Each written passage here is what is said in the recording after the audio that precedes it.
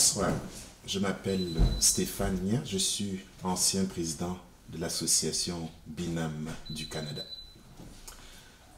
Papa Valentin Sango, comme je te l'avais dit il y a quelques jours alors que je te rendais visite, que l'amour dépasse la maladie, l'amour dépasse la mort. Durant tout ton séjour sur cette terre, tu nous as nourris de ton amour. Tu nous as nourris de ta simplicité. Tu nous as nourris de ton humilité. Non, tu n'es pas mort, Papa Valentin. Tu as juste traversé l'autre rive. Nous allons nous souvenir de toi tout le temps. Nous allons nous souvenir de quelqu'un qui voulait travailler pour sa communauté, qui voulait aider sa communauté et aider tous ses membres sans exclusive. Maintenant que tu nous quittes pour aller vers les prairies célestes, nous voulons confier ton âme à notre Dieu afin que tu reposes en paix. Papa Valentin, ce message est pour ta famille puisque tu n'es plus là. Je suis Dorette Kenfak, l'actuel président de Binam Canada. Je sais que la seule chose que je retiens de toi qui était très importante, c'était que chaque fois que je me présentais, je disais « Je suis Dorette Kenfak ». Et tu disais « Mais président, habille ton nom, tu es président de Binam Canada ». Dis « Je suis la présidente de Binam Canada ». C'est toi qui va me rappeler cela. Tout ce que je demande au bon Dieu, c'est de continuer à veiller sur ta famille. Chez nous en Afrique, on dit que les morts ne sont pas morts. Je sais que tu es encore là et je sais que tu veilles encore sur tout le monde avec ton sourire et ta bonne joie de vivre. Vraiment que le Seigneur t'accompagne. C'est lui qui donne et c'est lui qui reprend. Valentin Bécou, c'est quelqu'un qui, pour moi, est une icône. Une icône, pourquoi? Parce que c'est quelqu'un qui m'a ouvert les bras. Il m'a ouvert les bras, moi qui suis Boulou de Bolova, lui qui est Bamileke de Bansoa. J'ai trouvé en Valentin un frère, surtout en cette circonstance que traverse notre pays, le Cameroun. C'est un exemple d'unité nationale. Valentin, pour moi, c'est quelqu'un que j'ai rencontré en 2007. Ça fait pratiquement 11 ans. Et Valentin m'a recueilli. Il m'a permis de faire mon processus d'admission à l'ordre des psychologues. Et je suis devenu psychologue en 2009, venant de France. Et je l'ai remplacé à titre de psychologue parce qu'il était en maladie. Et depuis lors, Valentin et moi, nous avons noué une relation particulière. Je dirais même une relation fusionnelle. Parce que ce monsieur, il m'a adopté. Je suis devenu un de ses intimes. Je retiens vraiment de lui un homme affable, un homme humble, un homme qui partage, un homme qui est capable, qui n'était pas nécessairement capable de se mettre en colère. Moi, je peux témoigner que je n'ai jamais vu Valentin Bécou en colère. La seule fois que j'ai vu Valentin vouloir se mettre en colère, ce jour-là, il manquait de mots pour exprimer sa colère. Donc, c'est quelqu'un qui aimait la joie. C'est quelqu'un qui aimait vivre en paix avec les autres. Donc, en ce moment où il nous quitte, tout simplement, ce que j'aimerais donner comme appel à mes frères camerounais, c'est l'unité, c'est la paix. Parce que c'est la paix qui fait les hommes. C'est les hommes qui font la vie. Et donc, c'est à ce titre que j'aimerais remercier mon frère, mon grand frère, mon mentor, de tout ce qu'il a pu faire pour moi. Et je lui dis simplement que la terre de nos ancêtres lui soit légère et je continuerai à garder cette fidélité-là qu'il m'a transmise. Papa Valentin était pour nous un mari, un frère, depuis qu'il est arrivé ici. Son absence nous dérange beaucoup parce que c'était un des nôtres qui était toujours souriant, et qui nous apportait beaucoup. Je me rappellerai toujours parce que c'est Valentin qui m'avait donné le courage de mettre la chorale Mbinam sur pied. Donc Valentin nous quitte aujourd'hui et nous laisse vraiment dans les pleurs. Et nous lui disons que la terre de ses ancêtres lui soit légère. Que je voudrais ici rendre un vibrant hommage à Papa Valentin Bekou. Lui qui était quelqu'un de très généreux, humble, son sens de l'humour, il animait toujours nos rencontres des vendredis soirs. Et je voudrais insister sur un aspect qui lui tenait beaucoup à cœur, les valeurs traditionnelles bamileke et sa foi en Christ. Il nous a tout le temps rappelé ça. À tout instant que je l'ai connu, c'est ce qu'il tout le temps insistait là-dessus. Et je voudrais ici donc rappeler le fait que, et je souhaite que sa famille qui laisse en deuil, maman Odile et les enfants, qui puissent continuer dans ce sens de ce que Papa Valentin leur a appris. Je me souviens de ce jour où je t'ai rendu visite, où tu m'as dit de venir voir sur quoi était fixé ton regard. C'était sur la croix, sur le Mont Royal. Alors vraiment, malgré la peine que nous avons dans le cœur, je sais que tu as combattu le bon combat. Je sais que tu étais avec notre Seigneur Jésus et qu'il t'accueille et que tu reposes dans ses bras. Papa, c'est avec beaucoup de peine que je te vois partir, mais devant l'épreuve, nous n'y pouvons rien. C'est Dieu qui donne, c'est Dieu qui reprend. C'est le chemin de tous. Repose en paix, Papa Valentin. Repose en paix. Et que la terre de nos ancêtres te soit légère. C'était quelqu'un de très, très humble. Il ne se prenait pas pour quelqu'un d'autre. Il était très, très proche de toutes les personnes qu'il côtoyait. Et il était très avenant. Alors, toujours prêt à donner des conseils, à orienter et à guider. Je peux dire qu'il avait pensé à la nouvelle génération. Et il était très, très proche, non des jeunes, autant que des adultes. Donc, je dis à la famille Mbekou, vraiment, restez solidaires. Et votre papa a été quelqu'un de très, très impliqué dans la communauté à travers toutes ses activités. Et quelqu'un de très travaillant. Et je pense que vous pouvez être fiers de lui. Et tout ce qu'il vous aura laissé comme conseil, n'est-ce pas? Si vous l'appliquez, vous serez aussi une très grande réussite comme lui, il a réussi dans sa vie. Son décès a été un très grand choc pour moi. Je me trouvais au Cameroun. Et Valentin est quelqu'un que mon époux et moi, nous apprécions beaucoup.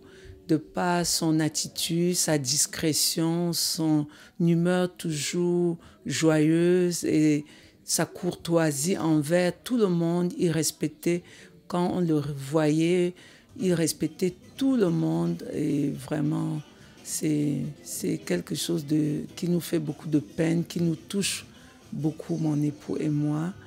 Et Valentin non seulement respectait beaucoup de monde, mais était toujours prêt à aider, à donner des conseils. Et comme psychologue, je sais que parfois j'ai discuté avec lui puisque par rapport à son métier, et vraiment on sentait quelqu'un prêt à tout faire pour aider. C'est vraiment ce que je garde de Valentin, quelqu'un qui était bon, qui faisait du bien autour de lui. Je l'ai rencontré une semaine avant son départ. Il a fait des efforts, il était couché dans sa chambre. Mais quand on lui a dit que c'était moi, il a fait un effort, il est sorti. On a eu à se parler dans son petit couloir à l'étage. Je l'ai effectivement vu en peine. Il m'a fait savoir que si ce n'était pas, que c'est vraiment difficile, à tel point que s'il n'avait pas compris que c'était tout va bien, il ne serait pas sorti. Valentin, je ne sais quoi dire, mais avance-toi, que Dieu s'occupe de toi, qui te fait avoir le bon vivre comme tu as sémé ici sur la terre. Que ton âme repose en paix. un grand départ, une grosse perte pour la communauté Bamileke parce que je sais qu'il était parmi les piliers de cette association. Vraiment, c'est douloureux, c'est dur. Donc, je suis venue pour apporter ma petite contribution à lui dire au revoir. Et puis, vraiment, je souhaite toutes mes condoléances à la famille éplorée, la veuve, et puis les enfants, les petits-enfants, et toute la famille au Cameroun. C'est toujours difficile, un départ. Et puis, nous prions le Seigneur de le recevoir auprès de lui et surtout que son âme repose en paix. En 1994, j'arrive au Canada, je trouve la communauté organisée. Et Valentin était l'un des piliers.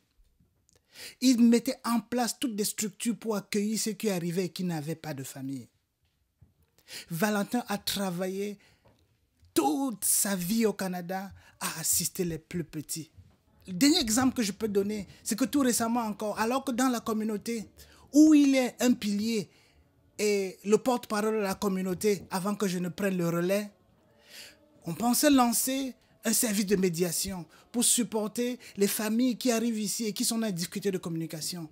Valentin disait, moi, spécialiste en psychologie, je mets mes talents au service de la communauté. Ceux qui ont besoin bénévolement, je vais les assister à remettre leur vie en place, alors que lui-même était dans le besoin.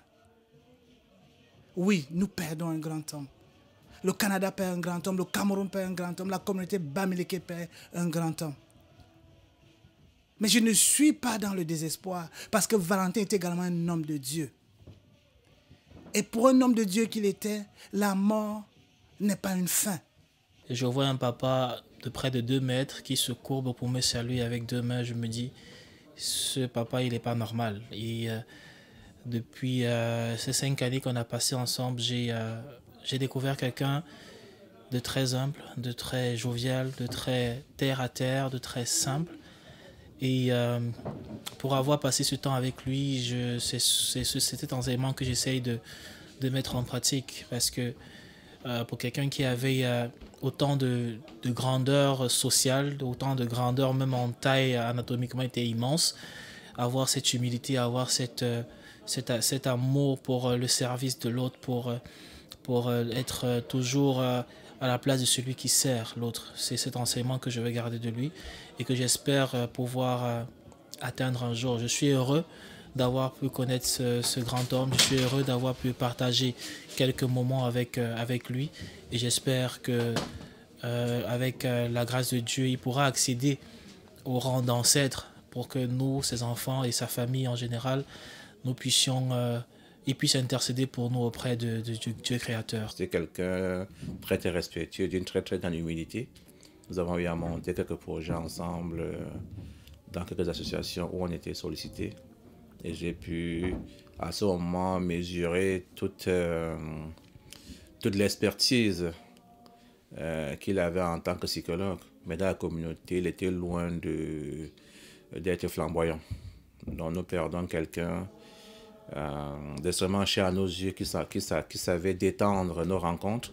Il avait toujours un petit brin d'humour pour rendre les rencontres moins lourdes, même quand les sujets étaient graves. Tout ce que je peux souhaiter, c'est que son âme repose en paix et que Dieu Tout-Puissant l'accueille au royaume. Je ne parviens pas à parler de lui au passé. Je parle au présent. Je parle au passé. Mais finalement, on se retrouve aussi dans le groupe Gumboala, où sa joie, la joie qu'il dégage tout le temps, doit rester dans notre mémoire. Parce que cette danse qu'il a toujours montrée au milieu de nous, la danse de la joie, c'était comme une thérapie. Et chaque fois, il nous disait, quand je viens au milieu de vous, quand je viens ici danser, pour moi, ça me permet de déstresser. Oui, c'est le ressourcement. Et c'était contagieux. Nous avons partagé. Et aujourd'hui, nous pouvons dire qu'il s'en va. Il a fini ce travail, mais ce qu'il a sémé comme graine, ce qu'il a sémé continue de pousser au milieu de nous. Vivre avec une certaine aisance, avec une certaine paix et avec la joie. Je vais lui dire merci d'être passé dans nos vies. Sangwan, Gapingu. J'avoue que lorsque j'ai été informé de son décès, j'ai pas cru et jusqu'à présent, je pense que je prends un coup. Donc, c'est un peu ça. La vraie chose, c'est que, ben, voilà, c'est la vie. Et puis, je souhaite que, n'est-ce pas, que son âme repose en paix. Et puis, je voudrais aussi dire merci, merci. Malheureusement, je ne savais pas qu'il était si malade que ça. Parce que vous savez, quand ça marche, on ne cherche pas le médecin. Malheureusement, c'est ça la vie. Je voudrais aussi dire merci et témoigner de tout ce qu'il a fait pour moi. Parce que n'eût été lui, probablement, je ne serais pas en train de vous parler. C'est une situation qui est extrêmement difficile pour moi, pour l'avoir suivi les dernières semaines, le dernier mois. C'était quelqu'un qui était extraordinairement généreux. Et il ne manquait pas à la seconde de toujours se sacrifier pour rendre service aux autres. Je me rappelle quand je l'ai appelé pour lui annoncer qu'il allait être mon parrain de mariage en 2012, il était extrêmement heureux. Il m'a dit c'est le plus grand honneur qu'on puisse me donner de pouvoir encadrer un enfant et de l'accompagner jusqu'à son mariage. Ça, je n'oublierai jamais. Et jusqu'aujourd'hui, il nous a toujours accompagnés, mon épouse Linda et moi, dans toutes nos difficultés familiales. Il était un psychologue, donc il a toujours donné les conseils le mieux qu'il pouvait. Et aujourd'hui, on lui rend hommage. Et à jamais, je ne pense que je rencontrerai quelqu'un avec un aussi grand cœur. Et je souhaite que le Seigneur le reçoive auprès de lui et que vraiment que son œuvre qu'il a fait pour toute la communauté camerounaise, la communauté bamileke du Canada, tous les jeunes qui venaient d'immigrer au Canada, qu'il a reçus chez lui et qui les a conseillés, qui les a encadrés pendant tout leur parcours, qu'on puisse se mettre ensemble pour pérenniser l'œuvre que ce grand homme a fait pour les Camerounais, pour les Africains, pour les Bamileke au Québec. Nous nous sommes rapprochés de façon tout à fait particulière à l'occasion de ma maladie, lorsque un cancer de poumon m'a été diagnostiqué en 2010. Quand je dis que nous nous sommes rapprochés, c'est parce que Bekou Valentin était le premier Camerounais à me rendre visite, à venir à mon chevet et à me témoigner un soutien, et notamment un soutien spirituel. Il fut aussi celui, n'est-ce pas, qui m'a tourné résolument vers le Seigneur, qui m'a encouragé à le chercher et à trouver mon appui et mon soutien en lui. Il m'a ainsi conduit vers une quête qui est celle de la spiritualité, celle de l'amour du Père. Depuis lors, on s'est tenus main dans la main, on a cheminé ensemble. On a cherché le secours auprès de l'Éternel ensemble. On s'est soutenus mutuellement. On a prié ensemble. On a partagé, n'est-ce pas, nos pleurs, nos larmes, nos angoisses ensemble.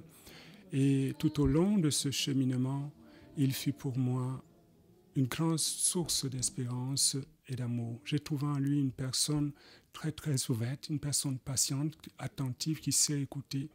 Et une personne remplie d'amour.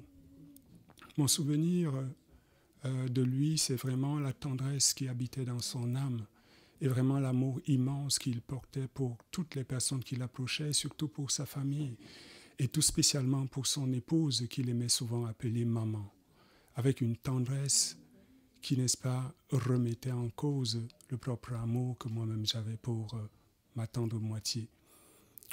Je bénis vraiment tout ce que nous avons partagé ensemble et nous avons cheminé jusqu'au bout et jusqu'à la fin, nous avons été proches. À chaque rendez-vous médical, à chaque tournant difficile, il ne manquait pas de m'appeler et de partager son angoisse avec moi. Et ensemble, on criait à Dieu pour chercher le soutien, le secours auprès de lui. Le dernier souvenir qu'il m'a laissé, c'est celui d'un homme qui cherchait la paix, mais la paix dans le Seigneur, qui souhaitait être pardonné de toutes ses fautes afin de pouvoir embrasser la lumière et d'entrer dans la plénitude. Je n'ai aucun doute qu'aujourd'hui, il est en paix. De par mon tempérament, je ne vous révélerai pas ici parce que mes pères savent comment je suis. De par mon tempérament, lui, il a joué un impact extrêmement positif parce que à chaque fois, même sans que je le sache, me rappelait à l'ordre. C'est lui qui me rappelait à l'ordre à chaque fois, peut-être même inconsciemment. Aujourd'hui, je me demande, lorsque nous allons nous rencontrer tous les mois pour où va-t-il être? Il va me manquer. De par son métier, il exerçait à tous les lieux sans même s'en rendre compte. C'est quelqu'un qui a joué positivement. Il m'a changé. Il m'a adouci. Il m'a apaisé. Permettez-moi l'expression. Docteur Mbekou, tu vas me manquer, mon frère. Tu vas me manquer. C'était quelqu'un qui savait, n'est-ce pas, donner la joie, faire vivre, servir, toujours servir, plein d'humour, toujours l'humour qui le caractérisait. À chaque fois qu'on le rencontrait, jusqu'à ce dernier jour, il était toujours plein d'humour. Et c'est vraiment une perte irremplaçable. J'ai des trémolos dans la voix là, quand je pense à lui, quand je sais que je ne pourrais plus partager un 24 décembre avec lui comme on le faisait toujours, parce que c'était comme un rituel. Tous les 24 décembre, on se retrouvait ici en bas pour, n'est-ce pas, commémorer, n'est-ce pas, la joie du Christ, l'avènement du Christ.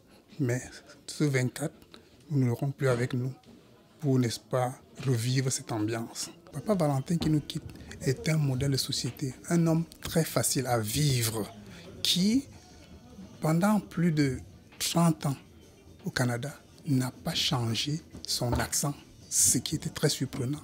Lorsque je l'ai revu pour la première fois, après une dizaine d'années de séparation, je m'attendais à ce qu'il me parle comme les autres, c'est-à-dire ceux qui arrivent en Occident et qui changent de voix, mais jusqu'à son décès, son accent n'avait jamais changé et ça m'a beaucoup marqué.